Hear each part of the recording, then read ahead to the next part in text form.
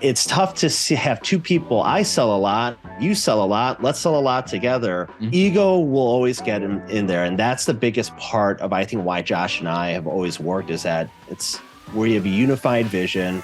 We have egoless collaboration.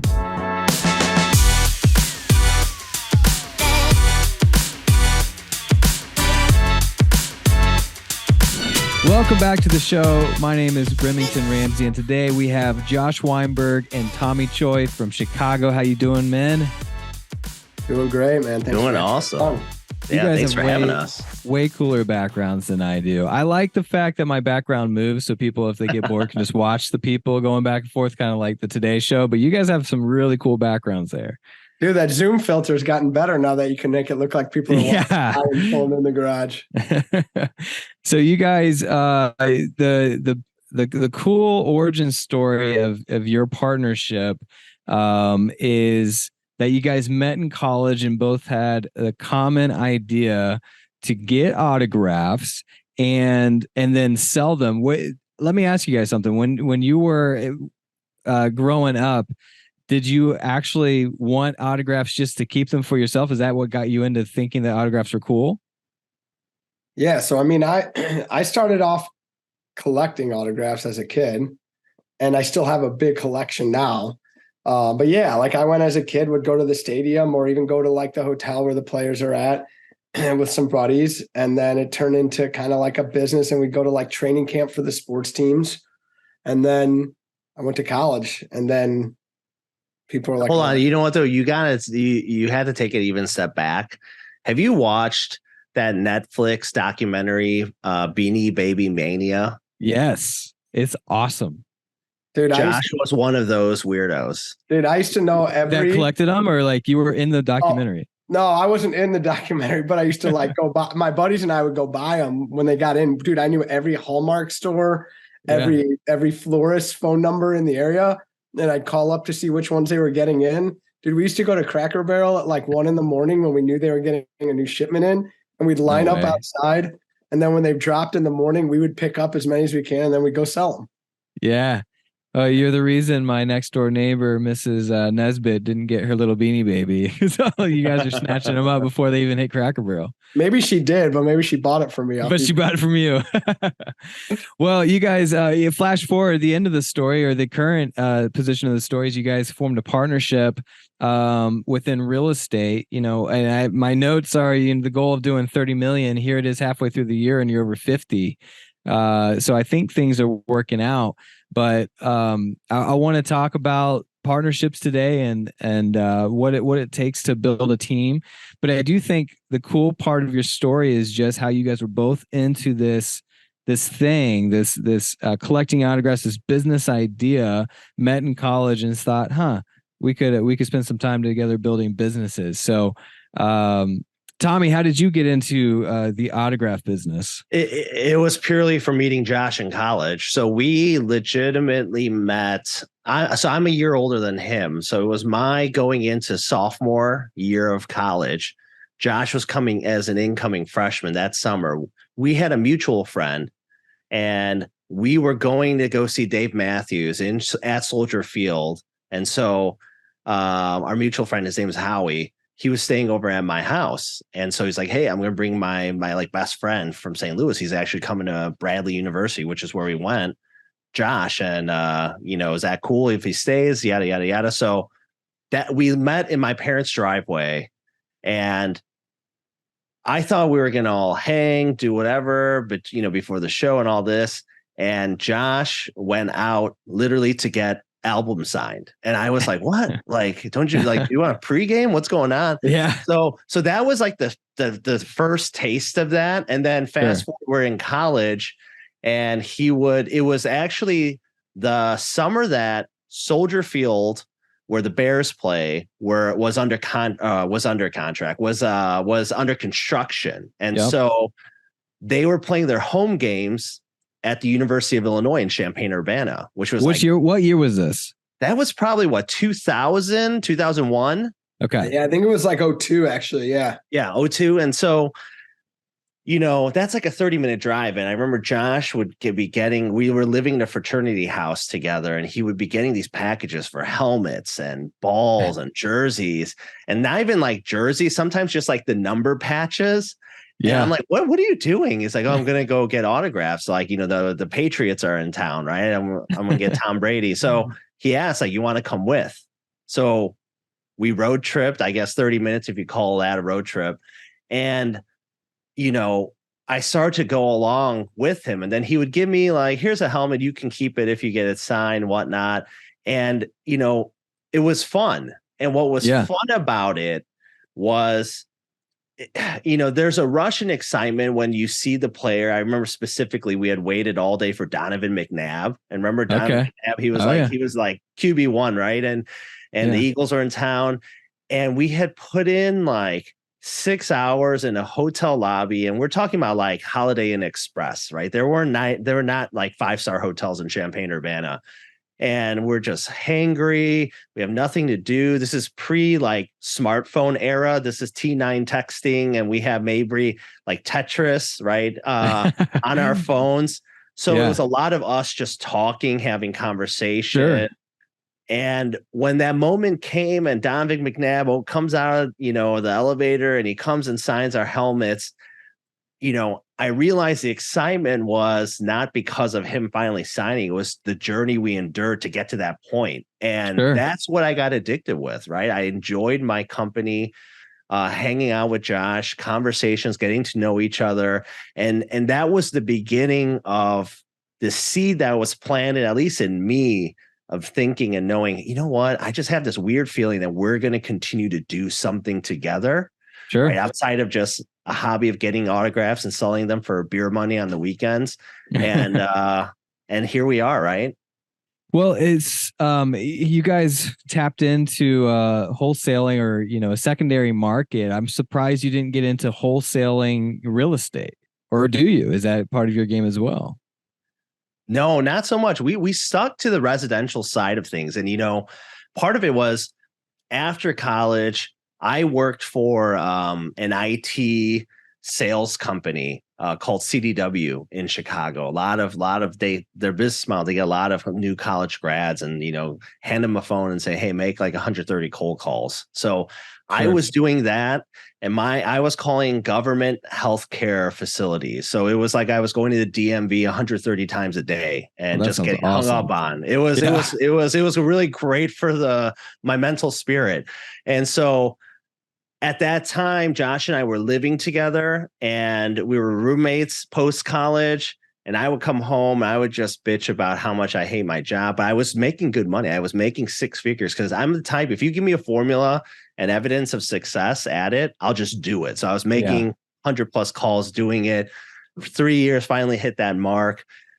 But I was unhappy. And Josh, he was working for a national home builder. So he was already in residential, but selling in-house product, right? And so he would come home, and he loved what he did. He just was kind of wanting to be more entrepreneurial, right? And not having to like call a manager to make a counter offer on someone, just be creative to structure a deal, make a win-win.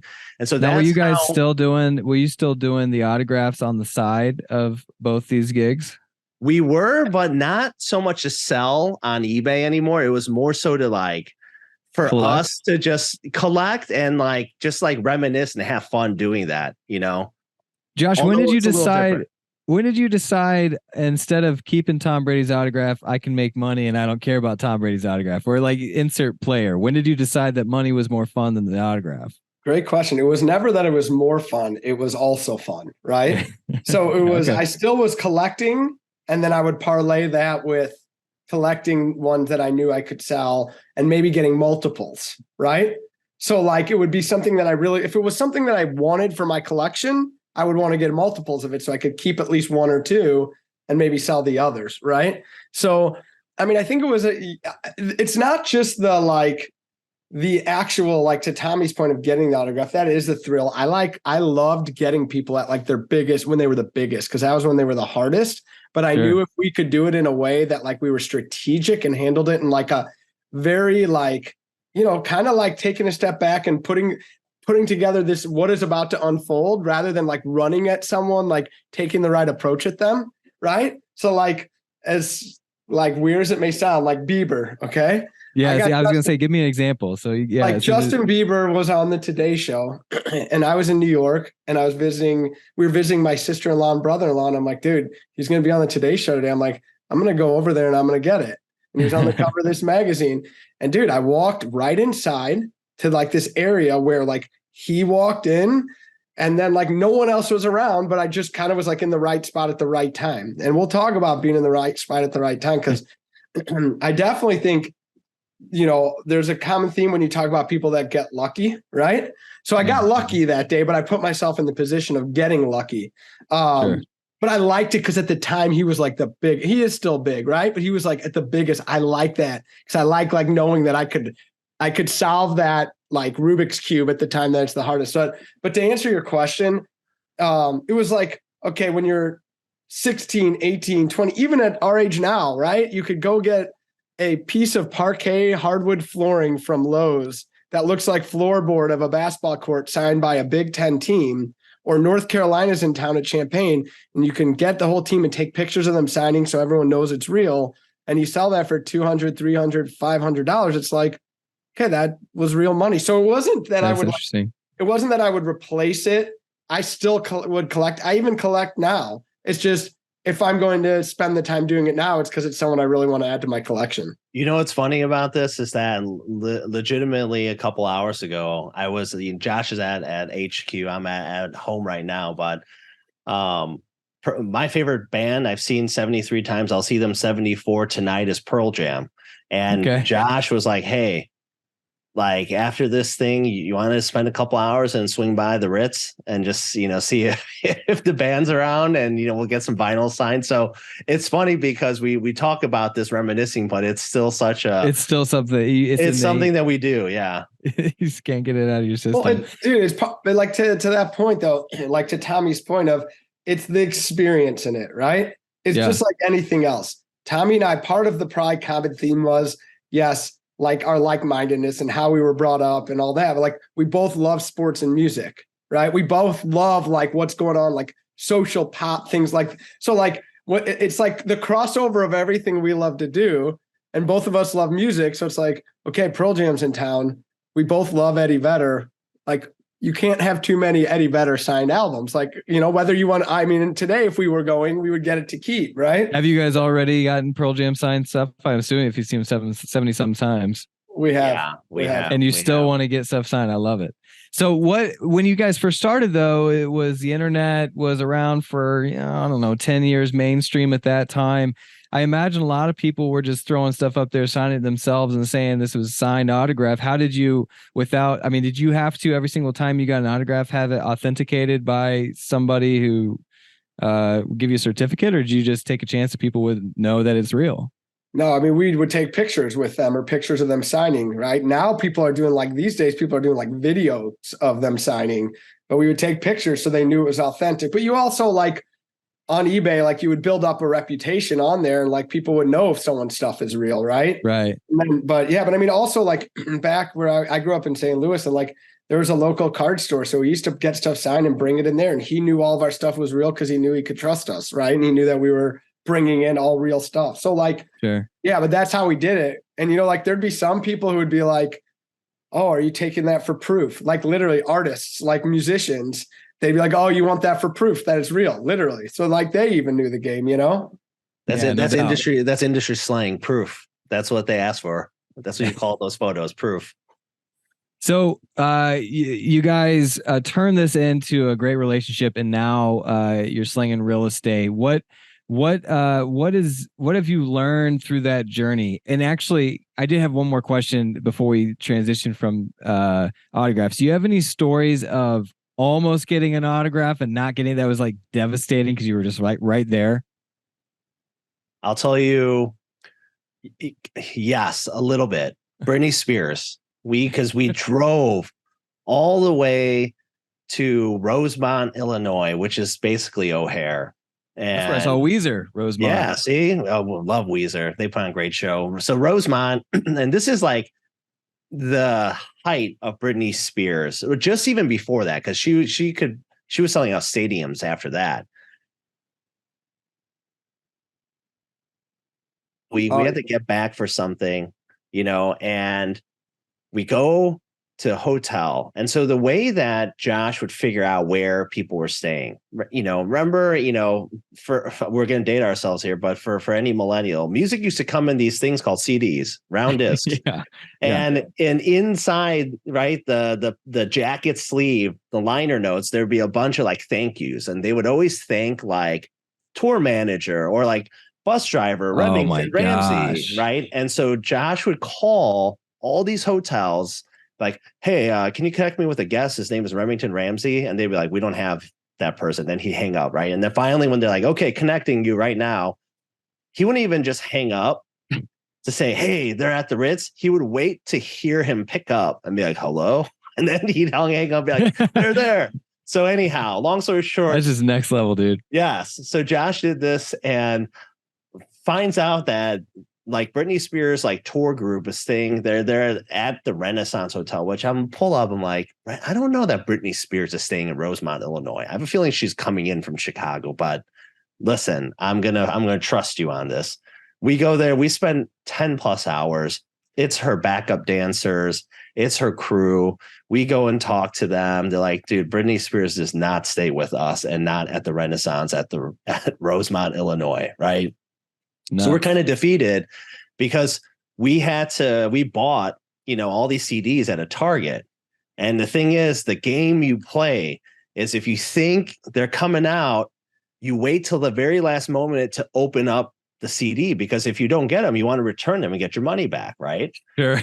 So we had made that thinking she was coming, ripped open our CDs.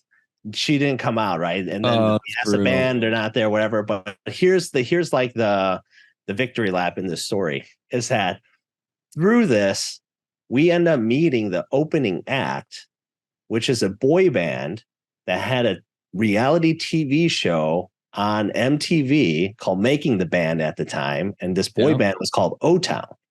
Yep. And these guys were like our age. They were like nobodies. And like we drive them to McDonald's because they wanted a ride because they were hungry.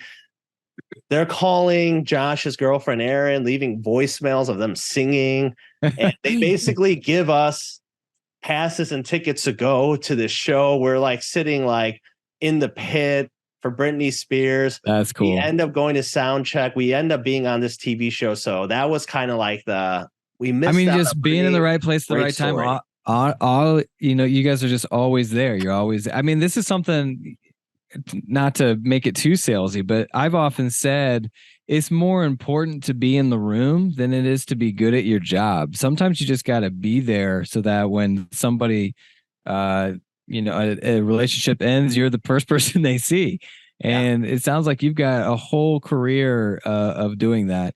You mentioned the CDs.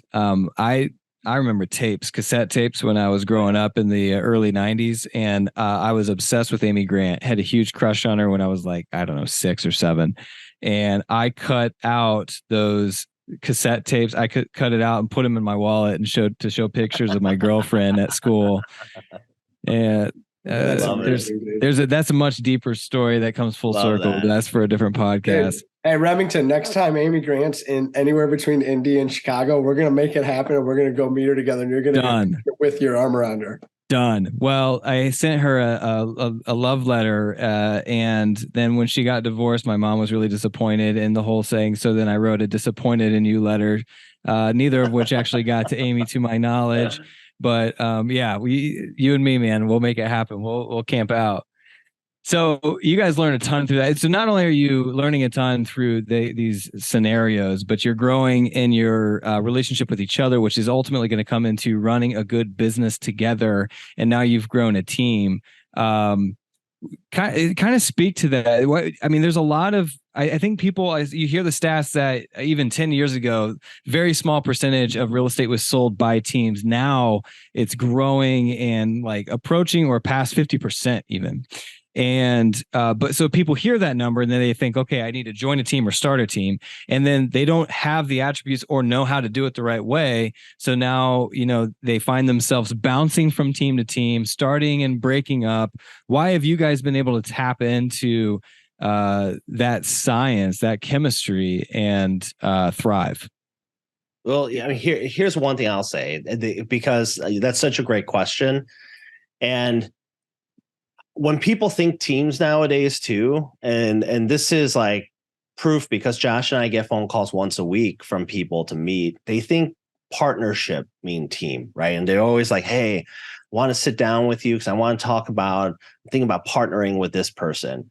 And you see those partnerships not work out a lot of the times. And the biggest thing I look at, and this goes back to like, our story of spending time in hotel lobbies, is that you see the majority of partnerships in teams, especially in real estate, you see are mainly spouses, right? And a lot of the times that talks to, because there's a relationship, they understand each other, they spend time together.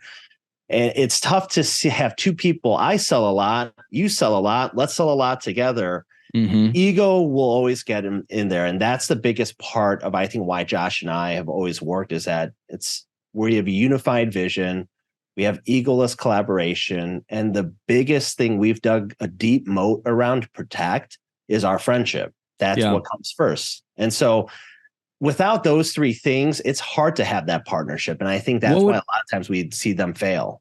What would be a scenario in which the friendship trumped a business decision? Have you had any of that recently, or do you know what I'm asking?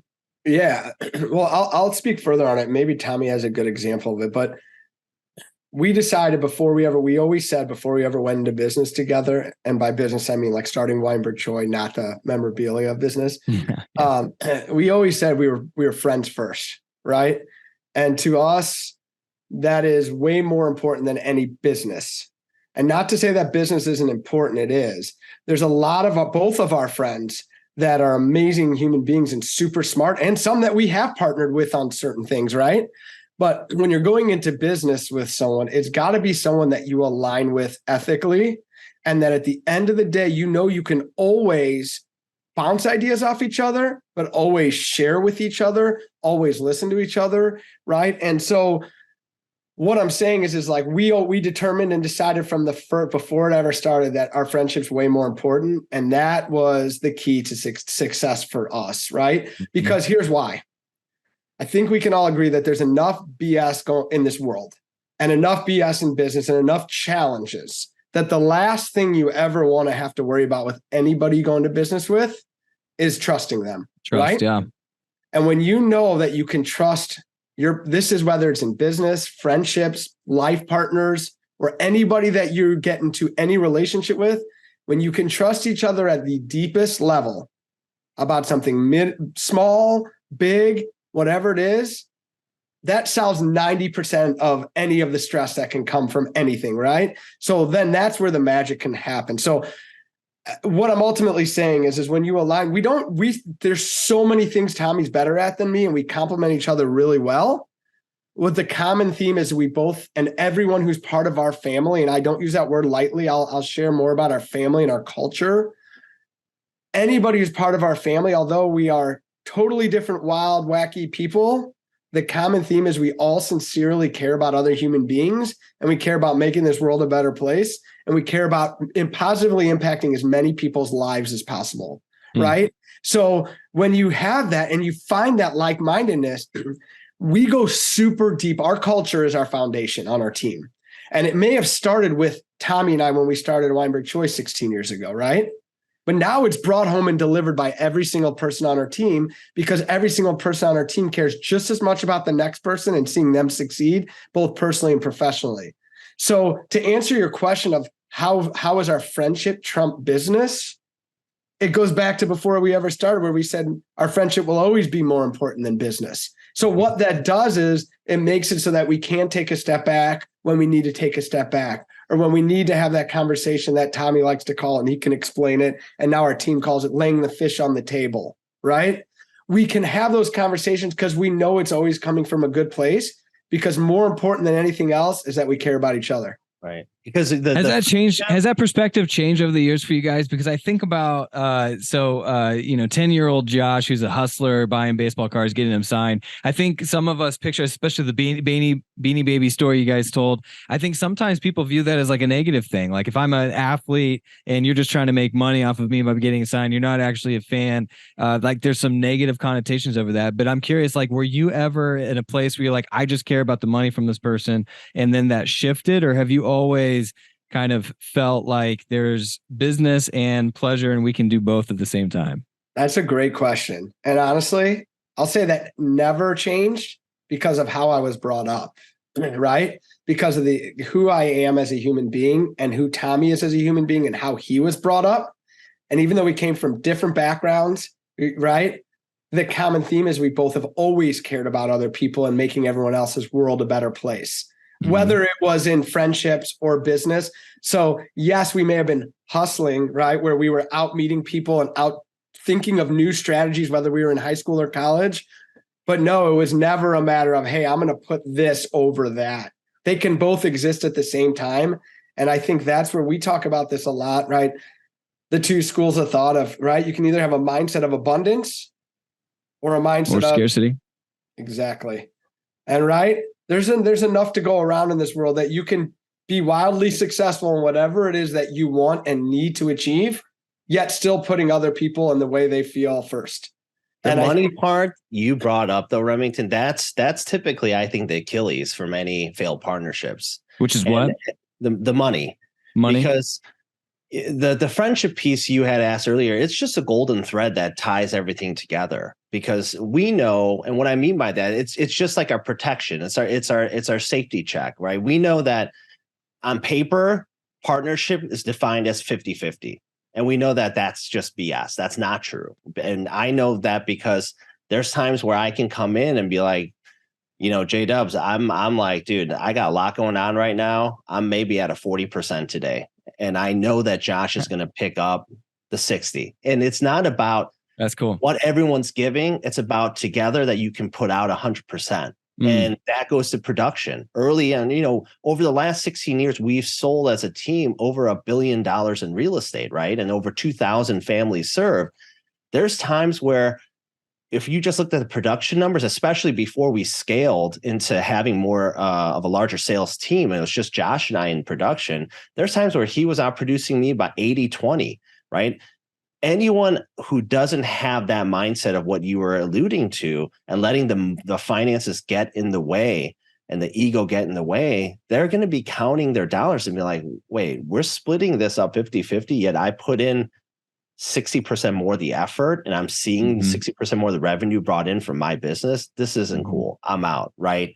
But we know the unified vision, where we're going, the bigger picture that fuels that. And more so, it's not a question of, hey, what's going on? But it's like, hey, how can I help you? Because when we're both running at 100%, that's when we're seeing really big compounding effects take place, right? You guys are just dropping truth bombs left and right. I love it. We got a few minutes here left. I'm curious, is there what was the biggest story, the biggest deal, or maybe autograph that you guys this is just like it's late night and you got to hear this story. What's the story that comes to mind? That's the first question.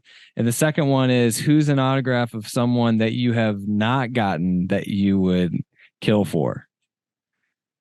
Man, the second question, I'll tell you, because Josh has it and I wasn't there for it. And I have still to this day so much FOMO. You know who it is, Josh? Yeah. Oh yeah. It's the GOAT. It's the GOAT. We were talking about him before we got rolling. Michael Jordan. And I'm like, and we've had so many chances together. Yeah, like, being in Chicago, I bet. A foot away, and he just won't do it. And then Josh gets it done, and I'm not there. How'd you get it done? So there's this golf tournament in Lake Tahoe every year where it's like this big celebrity tournament. And he used to go, and that was a place where he signed. And I went with my good buddy, Mark, who was my buddy who got me into autographs when I was younger. And then actually, this part of the story where Tommy said we met in his driveway, which was 100% true. It was Tommy, Howie, it was Mark and me. It was the four of us that were here. So my buddy, Mark Ward, who's a great dude and just an awesome human being, We made the trip to Tahoe and we got a bunch of cool stuff signed, and we got Jordan. And when it happened, like literally, like we like celebrated with an awesome dinner that night. We were so what did he sign? I got him on a like authentic Bulls jersey. Like he signed it amazing too. It was super cool. So I have it framed up. Like I have Magic, Bird, and Jordan on one wall in my basement. And so that's the thing, right? It started off as collecting, then selling, and now it's like become artwork on in our basement, you know? Sure. I think one of the greatest though that we've done together was Kobe Bryant. And that one was one. Do you remember that Lakers team where it was literally like the Barcelona dream team? It was like Karl Malone was like, I'm going to go because I want a championship, right? It was Karl Malone, Gary Payton, all these people. Yep. And we had waited till like 2:30 in the morning. It's January. It's cold out. It's in Chicago.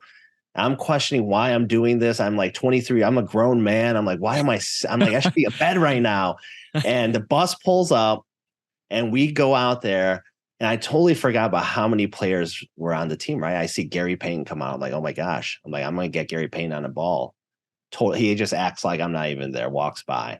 Then I see Karl Malone. I'm like, holy crap, I forgot Karl Malone's on this team. Ignores us completely. Then I see the Zen master, Phil Jackson, and I'm geeking out. Phil's like, nope, not signing. Every single person, Shaq comes out, tells us the GFY. Last person on the bus to come out is Kobe Bryant. And we're thinking, I'm already ready for him to just say no to us. Yeah. He comes over, and not only does he sign, he asks us, how long have you fellas been waiting out here? We tell him, he's like, man, I appreciate you waiting this long just to say hi. Signs our thing, our jersey. This is when he was number 8 before he turned 24. He was making small talk. And I'll tell you what, ever since that moment, before he passed away, I wasn't even a Lakers fan, but I would always make sure during that NBA season, before I go to bed, to catch his stat line, just because I always was so appreciative and grateful for that moment and how much impact, right? Someone like that and something like that can have on us. That's interesting too, because you just caught some of these guys at the wrong time. You've heard so many stories of Shaq being generous and buying things for kids at Walmart. And that particular time, but and the opposite of Kobe too. Like Kobe, could have totally could have been that time where he wouldn't have signed, but for you, he's changed it. And knowing that, you still were so appreciative of that it changed your bedtime routine. I mean, that's just incredible. You know what I mean? Totally. Yeah, I mean, the tangible item that we have from the takeaway is the jersey, right? Or the album or the photo of us with one of our like favorite artists, right? But the stuff that you don't see in that jersey or photo is the experience that led up to it. Whether we happen to hear someone was somewhere at some bar, right? Or the experience of what they did or said, and then it turns into, right? These are memories. So it's way bigger than just an autograph. It's everything that leads up to it. And like, that's the beautiful thing about it. What was your first question you asked? Oh, it was about the experience. It was about the experience. Okay, got it. I remember you had two. My mind. Yeah, we basically got into it. All right, last question, and then we'll wrap up. What do you think all of your memorabilia is worth if you had to liquidate it right now? Josh's is worth way more. I mean, yeah, but you throw your artwork in there, and that probably outweighs the other scale. I honestly don't know. What I'll answer that with is this. I've thought about. I actually do need to go through and like do an audit, probably for insurance purposes. The problem is this, dude. Whatever the value is, here's why it's not replaceable for my collection and Tommy's collection, or someone that's gotten it. Is this one? I've gotten every single item other than one thing that's on my wall and a couple things that are in the closet I've gotten in person. Mm-hmm. So I 100% know it's real, right? To your point of earlier asking about that too, there's a story behind every single one. I remember for the most part, who I was with, where we were going, stories of Tommy running after Snoop Dogg's car in New Orleans, right? There's the invaluable, literally the invaluable memories that come with it. So the answer is priceless. It is literally priceless. Because if I had to replace it, even if I went and bought it, it's irreplaceable. I'm glad you guys brought that up. I think this is a great closing for this episode and talking about the story. I wrote a piece last year about two baseballs, and one baseball was one that my grandpa caught at a Reds game by Benito Santiago. You guys baseball fans, you know that name? Oh yeah. Oh yeah. I mean, he for baseball fans, they know who he is, but for the rest of the world, probably not. And he caught that foul ball, and I instantly wrote on it. So I devalued it right then and there. For Benito Santiago foul ball, it's not even worth how much it's just not worth anything. But then the ball that Mark McGwire originally broke the home run record with, I actually know the guy that caught it and how much they offered him. And so I wrote this piece about the difference between that ball. Now, both balls were made in the same factory at the same time, just distributed different places. At that time, they were worth 50 cents to $1, how much it cost to produce that ball. And within a second, they were instantly worth differently because of the story. And so I think if we could wrap this up today, what makes your team and your real estate selling and the experience for everyone involved, whether they're on your team or actually selling a house with you guys, is the story. And I think we are so earning for more of that, for where people can appreciate our stories and tell our stories and create new stories that we can all appreciate. That's why this podcast exists in the first place. I love that. That's a really awesome perspective. And I love that. I love that you shared that. I love that you asked that. And I definitely know Benito Santiago. And I definitely went downtown to Busch Stadium the night McGwire broke the record. I wasn't at the game, but I went. And I went to a lot of games that year because I'm from St. Louis. Here's the difference. What's that? That's too cool. Yeah, man. Here's the difference. Here's what we call the X factor, right? There is no other Tommy Choi in this world. Yeah, there's someone named Tommy Choi, but there's no one that could replace Tommy, who he is, the impact he has, the knowledge he has, the care he has. And the same is to be said for all other 14 people that are part of our Weinberg Choi family, right? And none of them are replaceable. And I'm going to geek out for a second on math because I love numbers and like a puzzle. I look at our family and our team and no one on our team is actually like family from the standpoint of like blood. They're family because everyone loves and cares about each other and would do anything for each other. We're like a 16-piece puzzle, right?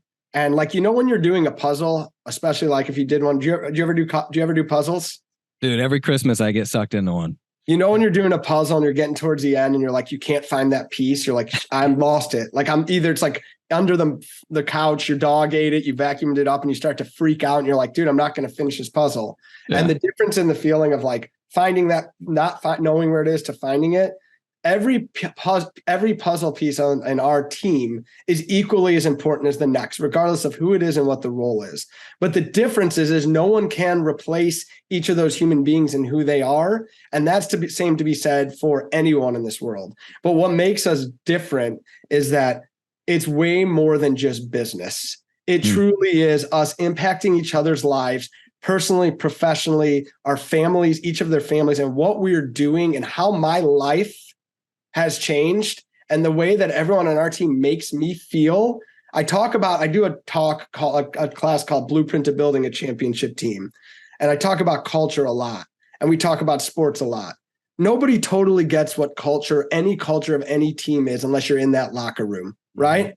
And what I'll say is our culture is known throughout Chicagoland and honestly throughout the country. And people come to us, like Tommy said, a lot to ask about it.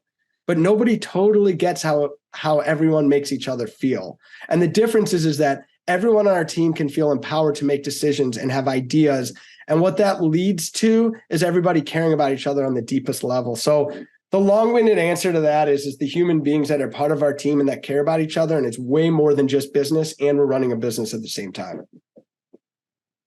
Well, you can tell that you guys care a lot about business and life, but mostly each other. And I appreciate you sharing that for a few minutes here on the podcast, guy. It was just phenomenal. And I'm excited next time you guys are on to see about and hear about all the other autographs you got. Maybe you'll get Andy Burton someday.